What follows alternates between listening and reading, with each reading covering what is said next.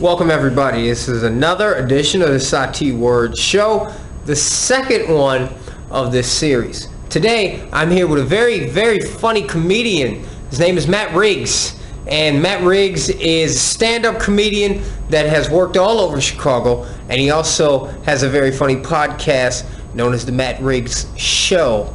Folks, welcome Matt Riggs. Hey everybody, how are you? Matt, thank you very much for being on the Sati. Thank you, Sati. I appreciate it.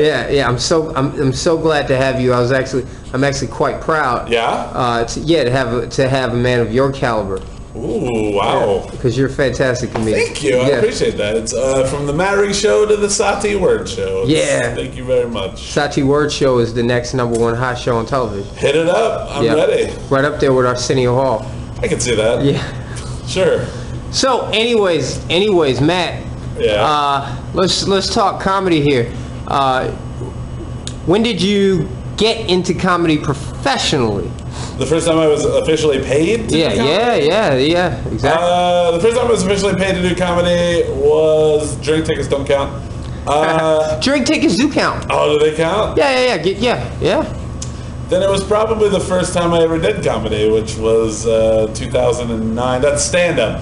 I did some plays, some comedic plays with a guy named Chris Churchill, who might be a guest on the show at some point in time. Yeah, he certainly will be. And I did some online sketch, which I got paid for at one point in time. But the first thing I ever got paid was I did stand-up at a place called Town Hall Pub, a show called Entertaining Julia. First time I ever did stand-up, hosted by the Putterball sisters and a young lady named Beth Stelling, who's currently killing it. All right. She's been on Conan and all kinds of stuff. Sounds good.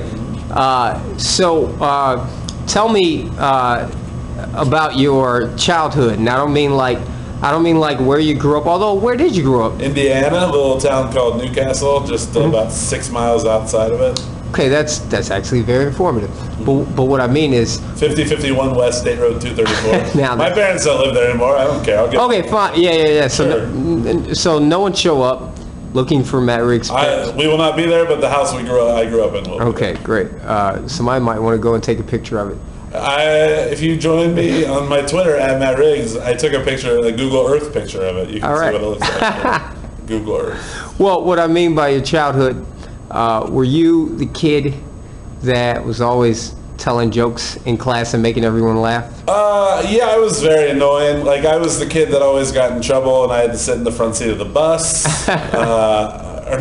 5th grade, my teacher, Mrs. Griggs, my name's Riggs, her name's throw a G on the beginning. Okay. She took me out of class on the first day, pushed me up against the wall, and was like, "We're not going to have this year. You're not going to be this chatty. You're not going to disrupt my class." And I did. I continued to be myself. Sure. Kindergarten, I got my mouth taped because I wouldn't shut up.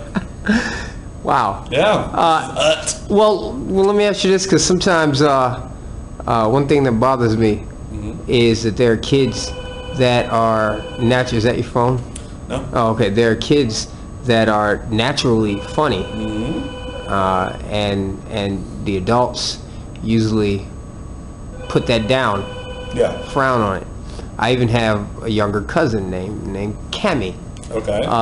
Is this about me or Cammy? No. This is about you. Well, this is about you. I know. I was trying to be funny. Oh, I'm sorry. Yeah, you're the comedian trying to be funny. Excuse me. I'm trying to get serious here, though. Okay, I'm down. But and these kids that are naturally funny and spend their time making people laugh. That's a talent. That's a skill, and you bring and those kids bring delight to the kids around them. I completely agree with them. However, the adults, the teachers, always frown on it, always scowl them for it. And like Eddie Murphy talks about. Talks about how he went through that. As a matter of fact, that Eddie Murphy Raw, at the very beginning of it, it's the little film where he's a kid, and and he's being scolded for being funny, and poop jokes and all that kind of stuff. Sure. So I was wondering what you thought about that. Kids being told that it's bad to be funny, but a lot of them grow up to be Matt Riggs.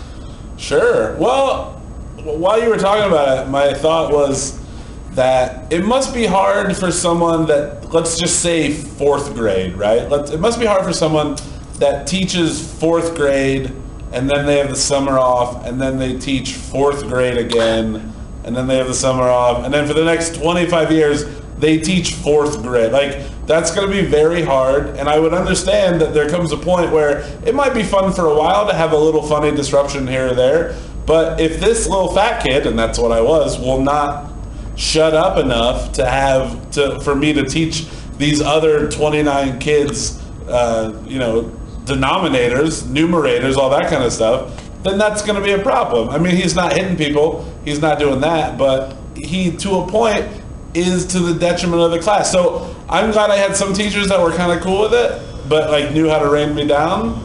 But I think it's got to be hard for them too, so I'm not mad at them. Yeah, sure, but there's a middle ground. Yeah. That I think needs to be found with I them. think the problem there is that I went to a school that was just for everybody. Yeah, and sure. I think there's a point where you you see kind of like this talent in kids this young. Well, maybe that person should go to an art school. Yeah. Well, and I think personally it's something that needs to be embellished by the adults in these kids' lives, if not their teachers, but their parents, who's always telling them, why you making so much noise? Yeah. Why am I getting all these calls from the teachers? And they sort of put a cap on this skill. So anyways, good. Let's my parents, to be fair, were they were pretty cool with me being an idiot. Good. I was the one that brought comedy to the, but they're all pretty funny, but I'm the one that I said the thing that nobody else was going to say. Good, and that's probably why you developed into the comedian with the confidence. Being a fat kid and having to being the fat kid get people to laugh at me for the reason I wanted to, not for the reason that I. Right. So I guess that helped. Yeah. It's a Harry Shearer quote. I've heard that before. It's like, the reason why comedians are funny is because they want to control the way you laugh at them, not the way that you would laugh at them on their own. Harry Shearer, Simpsons, Spinal Tap. That's great theory. Yeah. And one I've never heard before. Yeah. Of course, I've never interviewed Matt Riggs. That's true. Let's fast forward to adult Matt Riggs. Yeah. And I'm curious to know about where you reached a point where you felt like you grew tremendously as a comedian. As a comedian? Yeah. Well, there's a couple things. One, I was doing it, and I had 4 shows booked at this place called the Underground Lounge, which is a venue here in Chicago. It's not necessarily always the best venue for stand-up comedy, but a lot of improv groups go there and have stand-ups perform with them, other types of shows. And I was I got to a kind of a point where I was writing jokes, but I needed to figure out my voice or whatever. So I just decided to go up on stage without any sort of planning. I knew the jokes in my head. I'm going to go up there, and I'm forced to be funny for 10 minutes. And over that little 4-show run in a week and a half, that really helped out a good deal with that. And I did a show at this place called The Joint, called Your Funniest Friends, where I performed 3 Saturdays a month, maybe 4. Is that no longer running? I remember that show. Been going on for a while. But I think just the fact that I was on stage consistently in the same place just kind of helped me get better. Good. And just getting the opportunity. That's the hardest thing right now. I feel I'm still a good comic. I'm not getting the opportunities to grow. I'm not getting a lot of chances to do 20 minutes or 30 minutes. I mean, most comedy shows are an hour, 45 minutes to an hour. Yeah, and the great ones get 45-minute sets. Yeah, I don't get that. Okay. Could I do it? Probably not at this point, but if I stretched out a lot, sure. Exactly. Yeah. Exactly. If you got more 20 and 30s, then you could. 30s equal an hour, my friend. That's right. But then you could develop into a 45-minute set comedian. But with my job, I don't want to say where I work, but I give tours, and we have tours of various sides of the city, and there's in one day I'll give 5, potentially 5, 1 hour and a half tours of a certain area of the city. So that means I have to fill an hour and 15 minutes worth of material. I mean, a lot of it's facts, but I'm also throwing jokes in there. So of course you are. I mean, if I can do that, then why couldn't I do it with something that I actually love? Not to say that I don't love giving tours, but I would get more gratification out of it all being stuff that I came up with on my own. All right. Yeah. Well, let's close out with 2 things. Okay. Matt Riggs, first, I want you to tell Chicago, because most of my viewers are in Chicago, okay, about about the things you have going right now that they can see, and then we're going to finish out with a bit of your my comedy. Yeah, your incredible stand-up comedy.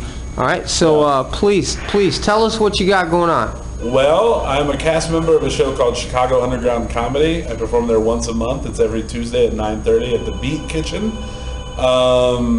For other dates that I have going on, you can go to themattriggshow.com. That's my official website. I mentioned earlier Twitter at Matt Riggs. If you want to email me, riggsforyou@yahoo.com. Now, there is an actual Matt Riggs show, correct? Well, yes, I have 2 podcasts that I do for a website called thenicestguysintown.com. Every Wednesday, I put up the Matt Riggs Show. It's 45 minutes of whatever the heck I want it to be. Right. Some weeks it's me just talking into a microphone. One week it was me going to the grocery store. Like, you never know what it's going to be. And then every Friday I do a thing called Bad News Good Timing with a local comedian named Joe Fernandez. How about I'm blowing up. we forgot to turn the cell phones off. How about an edition of the Matt Riggs Show with special guest Sati Word, because I think I owe you an interview. Yeah, I have no problem. I just did an interview last week with a guy named Kevin Hogan. We can do it over the phone or at my house. It doesn't really matter. No, I want to be in studio. In studio, sure, baby. You're in my bedroom, baby. That's my studio. That's where I want to be. Thank you. Matt Riggs' bedroom. Yes. So, Matt, thank you very much. Thank you. I hope you like this clip. It's one of my favorite. I don't know currently what it is, but I'm sure it's going to be fantastic. I'll send it to you before I edit it into the video. You know what? As long as you think it's funny, I don't care what it is. Still, I want you to know what I'm doing. Okay. Sure. And you may say, hey, wait a minute, Sati. How about this other one? It's a lot better. Oh, I might do that. So thank you for being here. Thank you for allowing me to be here, and thank you, Internet. You're one of my favorite things I've ever done, and I love you, and I think you're awesome, and I see what you're doing, and I didn't think you would do it to me. I mean, I'm pretty attractive. Yeah. Stop touching yourself just enough to watch this stand-up clip. Seriously. Give the Internet a kiss. Oh, disgusting, wet French kiss. Yeah. All right, folks. That was episode 2 of the Sati Word Show. Thank you very much for watching. It certainly means a lot to me. But hang on, don't go anywhere yet. We're going to get a little bit of the comic styling of Mr. Matt Riggs. Take care. Ladies and gentlemen, let's give it up for my man, another hilarious comedian from Chicago. His name is Matt Riggs. Y'all put your hands together right now. Yeah!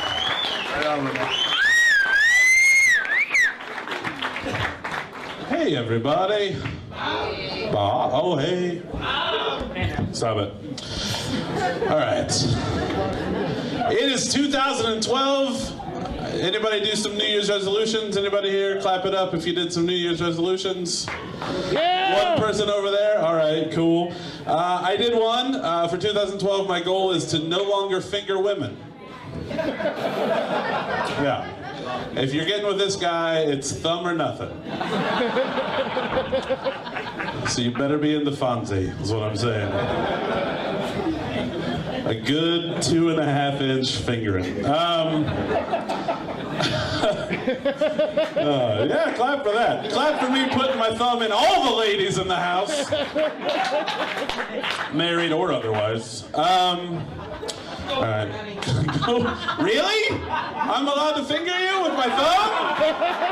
That's from the stage, or should we do this in private? Because I have no shame, and it seems as you don't either, with you yelling out in the comedy show. Oh, I should finger your husband? I haven't thought about that. I don't know what my 2012 stance is on fingering dudes. I'm going to say it's probably similar to 2011's stance, which is okay. It's totally cool with it. I got 2 hands and you're a couple. I feel like we're going to have a good time. This is going to be a real blast. I like the way you drink that coffee.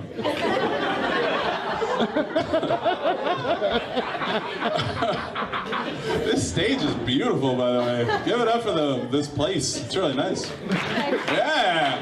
Did you guys We walked by earlier. Were you guys here for the heavy metal show? Did some people stick around for the heavy? No. You're like, we're gonna wait till that shit's over. Understandable. I'm not gonna figure you guys, so you can calm down. Unless you go to my website and buy the package. It's a DVD, a CD, and a 3-hour fingering session, which cannot be split up. Like, once it starts, I'm probably gonna watch Braveheart during it.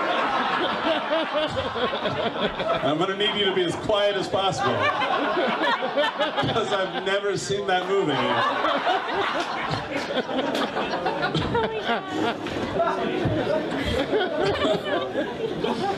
Oh, goodness sakes. Speaking of uncomfortableness, anybody here ever showered with a loved one? That probably happens. You guys probably do it all the time.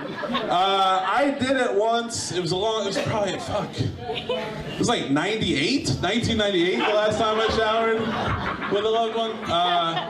Not like relative, but like a girlfriend. It's not like me and my dad were just like, you bored? Yeah, me too. I got some Dove. All right, sweet. Let's get this shit going. No, it was with a girlfriend, and it was awesome. But I broke up with her like 2 weeks later when I found out she faked her herbal essence orgasm. Yeah. Notice I dated that joke when those commercials were still on TV, because it's been a while. It's been a long time. Oh, goodness sakes. I drive, I don't know if you guys ever go to downtown Chicago, you see those trolleys or double-decker buses downtown. That's what I do for a living, and then I do this for fun. Hopefully one day that'll switch, and I'll just drive trolleys for fun, and then do stand-up for a living, I guess.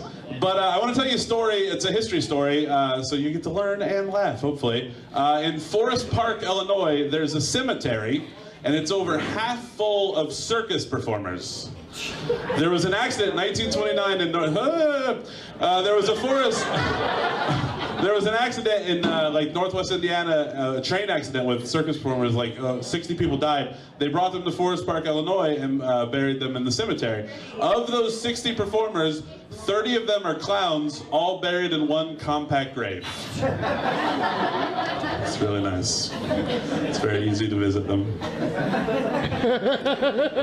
Oh, I want to finger those people. Do you have kids? Is that weird to ask? Do you have children? Yeah. Because I can throw them into the package for... Wait, I should have asked their age. We might have to go out to uncharted waters before we do this. I don't think that's the right phrase. International. I got some great news. It turns out McDonald's is going to pay for my funeral. Pretty excited about that. They said they feel partially responsible along with Totino's Pizza Rolls, so that's pretty cool. They're not going to pay for it outright, though. They're actually going to turn my death into a reality show. Everyone in this room hates you right now. You know that, right? Not me, though. No, they're going to turn my death into a reality show. They're going to put my friends and family through 3 days of grief-filled competition, and it's going to be called Who Wants to Be a Pallbearer? So that's going to be pretty exciting. I'll finally be on TV. I do need to take better care of myself. As you see, I'm a plump man. I had hot dogs today for lunch. You'd know that if you followed me on Twitter. Or just made an educated guess, really. Probably 4, I would guess. Probably 4 hot dogs, no bun. Just bread. That's weird.